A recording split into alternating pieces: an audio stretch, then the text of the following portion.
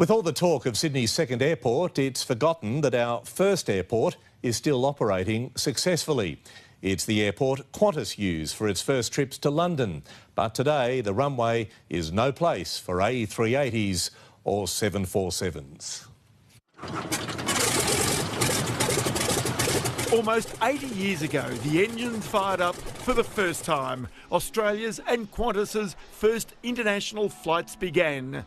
There were 31 stops to London. It took 9 days, but that was 3 days faster than the previous flights. The Qantas Empire Catalina flying boats took just 15 passengers, a far cry from the 15 million passengers expected to fly in and out of Sydney Airport this year. Qantas's first base in Sydney was right here, right where we're standing.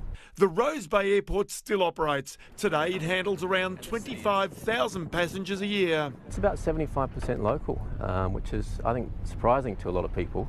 It's hard to imagine in such a beautiful place. 10 years ago or so, this dock was the site of some pretty ugly scenes. But they were the Wild West days of Sydney seaplanes. These days, it really is one of Australia's hidden tourism gems. There was literal fighting, yeah, there were punch-ups on the dock, basically. For Aaron and his partner, that was the final straw. They bought all the other companies out and created a single business. Everyone was losing money, there was a lot of bad blood going around, people were undercutting one another. The business is now growing. There are more planes. There's been a big makeover of the cafe restaurant area with a museum to honour the history of flying at Rose Bay. But for all the attraction, the numbers that fly are small, compared with Bridge Climb, for example, that averages 500 a day, almost 200,000 people a year. Do you ever look with some envy at the number of tourists sitting on that harbour bridge every day? I do, Ross.